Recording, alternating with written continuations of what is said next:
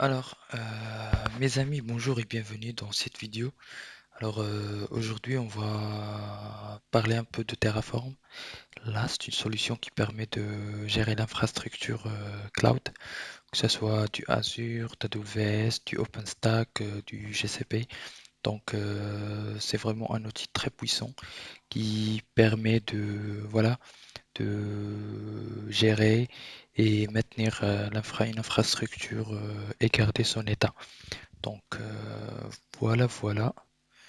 Et n'oubliez pas de faire un like et abonnez-vous si vous n'êtes pas encore abonné, comme ça pour recevoir les derniers vidéos et les derniers tutoriels. Ok. Là, on est sur le site officiel de HashiCorp, le fournisseur de Terraform, donc spécialement sur la partie Azure. Là, on va essayer de suivre à peu près cette chronologie de DAX, pour entamer chaque partie. On va parler un peu d'une introduction de l'infra as code avec du Terraform, puis on va voir également l'installation et la configuration. Et puis, on va passer à la partie Build Infrastructure, là où on va initialiser la configuration, lancer un Terraform Plan et un Terraform Apply pour créer des ressources.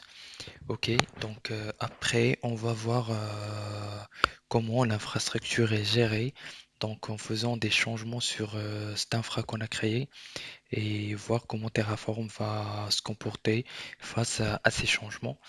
Et puis, on va faire un Destroy Infrastructure pour voir comment on peut détruire toute l'infrastructure qu'on a créée d'un seul coup.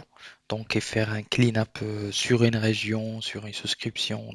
Ça dépend de l'infra où elle est déployée. Ça permet également de créer des dépendances entre les ressources et tout. Mais en gros, le tutoriel d'aujourd'hui, ça va concerner ces premières parties. Ok,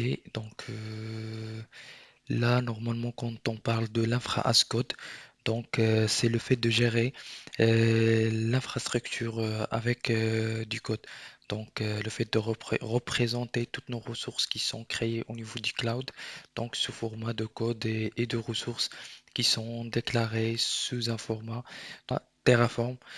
Nous offre cette possibilité de gérer toute notre infrastructure comme du code et ça permet également la réutilisation de ce code pour générer une toute nouvelle infrastructure qui est identique à l'infra qu'on va exécuter, créer.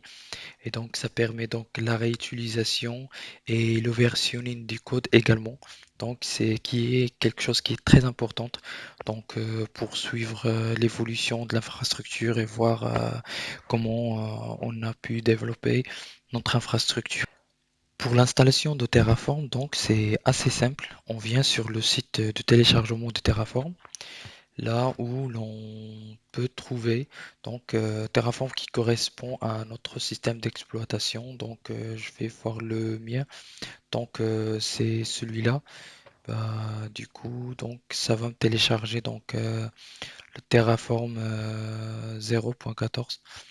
Je vais juste annuler parce que j'ai déjà téléchargé Terraform, même si c'est une version qui est un peu ancienne, donc c'est du 0.13. Mais bon, là, je vais extraire. Mhm. Voilà.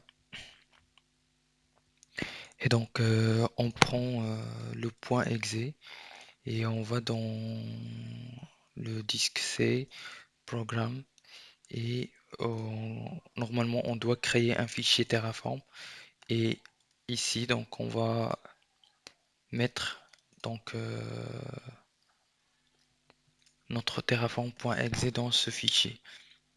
Une fois qu'on fait ça, on doit également dans la variable path, la variable d'environnement, on doit également déclarer Terraform parmi les voilà les variables.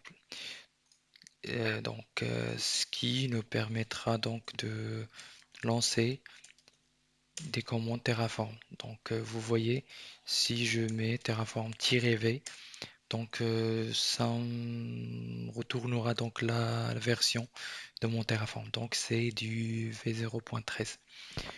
D'accord? Voilà, voilà. Donc c'est tout pour l'installation. Passons maintenant à la troisième partie qui est la création d'une infrastructure. Donc on va faire simple.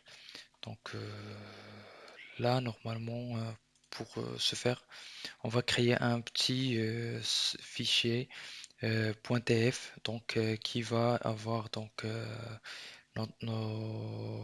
comment dirais-je, qui va y avoir les ressources à créer. Donc on va essayer de créer un simple ressource group et voir ce que ça donne derrière.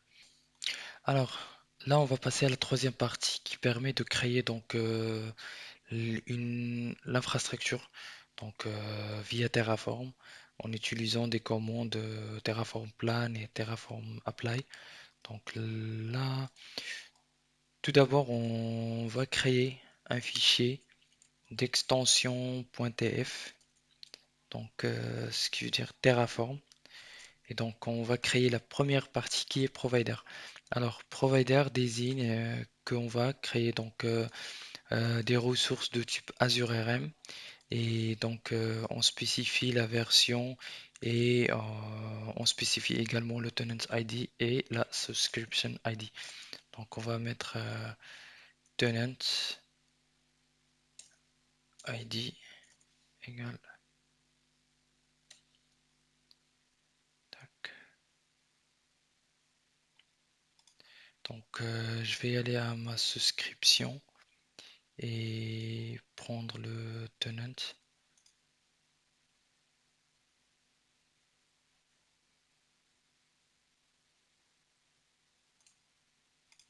Le voici.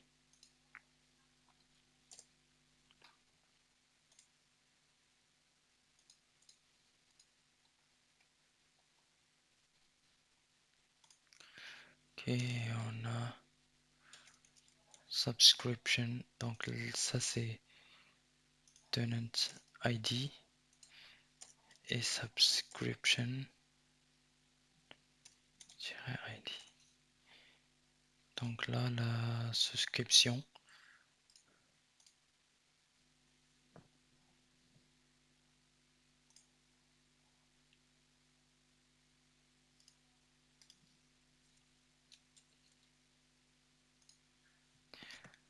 Ok.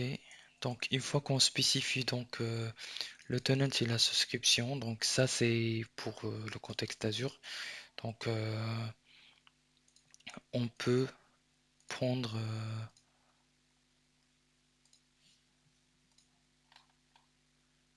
donc la partie qui permet de créer un simple resource group. Donc on va le nommer TF, donc -rg.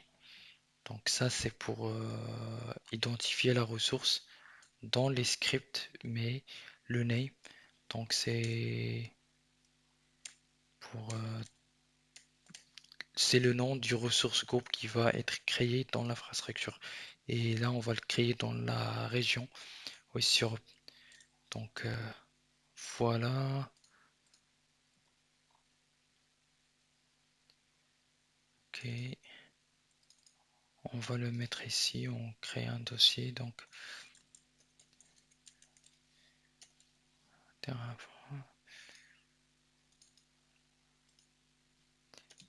Donc ça c'est le main principal. Voilà.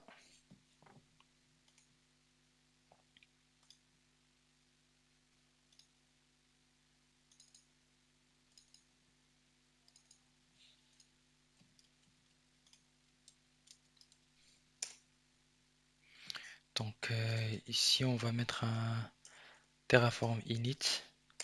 Le Terraform init permet de télécharger donc les plugins et tout pour permettre à Terraform de bien se dérouler et créer les ressources. Donc ça, on doit le faire absolument avant de passer au Terraform Plan et au Terraform Apply.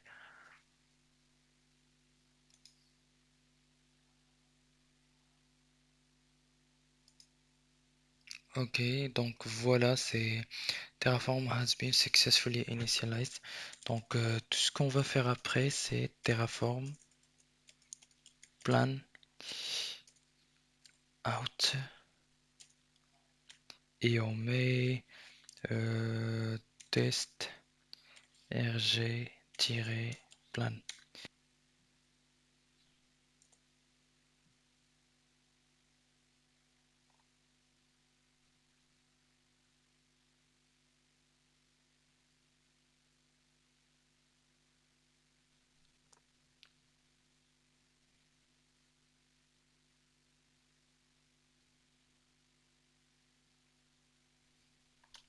Alors, on voit ici que il nous dit qu'en quoi il va créer une nouvelle ressource qui est un resource group avec le nom tf-test-rg et dans la région West Europe.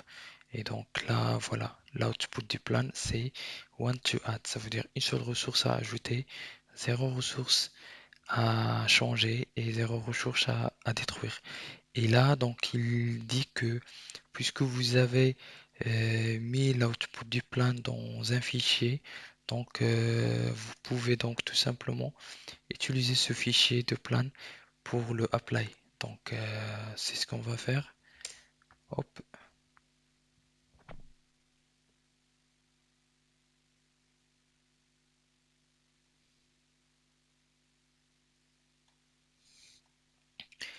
Et voilà, donc il a fini la création du RG. Donc on peut checker au niveau de la souscription. Mhm. Donc un petit refresh. Donc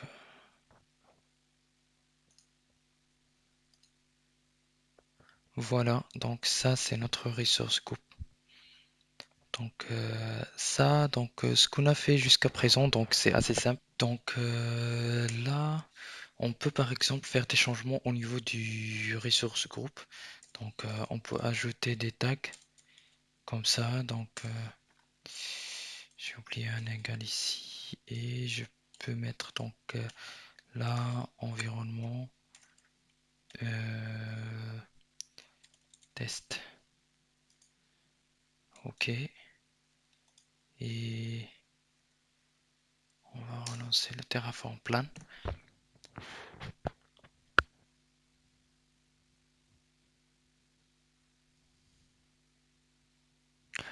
Donc là, il est en train de calculer les différences entre ce qu'on a dans le fichier de state et ce qu'on a fait récemment.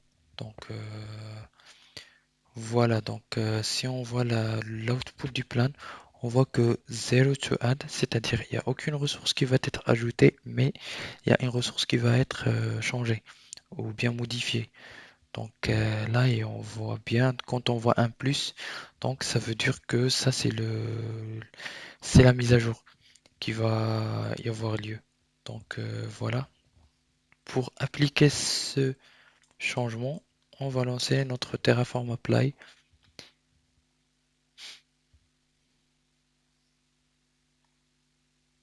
et comme ça donc il a fait le changement nécessaire. Donc si on va dans notre resource scope, on verra bien qu'il a rajouté des nouveaux tags. Donc je vais juste recharger la page. Voilà. Donc il a ajouté un nouveau tag qui est env donc .2.test. Et dernièrement, si on veut par exemple donc détruire notre infrastructure, bah, on fait un Terraform destroy.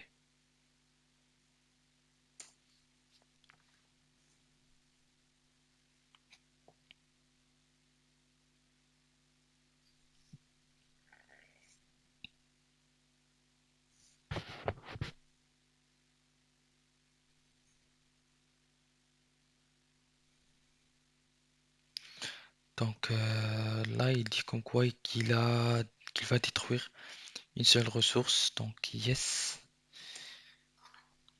il va commencer la destruction de la ressource.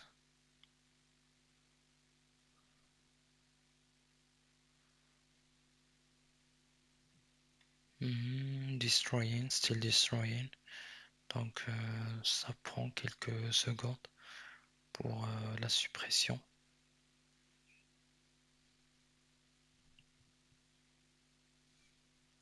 En fait, et ça dépend de chaque ressource. Ça, c'est côté Azure.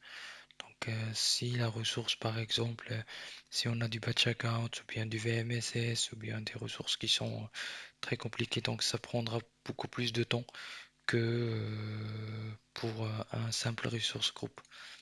Donc, là, normalement, on ne doit plus voir ce resource group. Donc là, il dit comme quoi resource not found. Ok, bah c'est tout pour ce tutoriel. Donc juste pour résumer, donc là pour Terraform, on a trois commandes principales. Donc le Terraform init pour initier donc déjà le répertoire qui contient le main et les fichiers de variables pour Terraform. Après, on procède par Terraform Plan pour lancer un plan et voir qu'est-ce qu'il va donner, donc qu'est-ce qu'il va créer comme ressource et qu'est-ce qu'il va faire, et des changements et tout. Et puis un Terraform Apply, donc pour appliquer donc ces changements et ces créations au niveau de l'infra. Et finalement, on fait du Terraform Destroy dans le cas où l'on veut faire du cleanup au niveau de notre infrastructure. Donc voilà, voilà, et merci.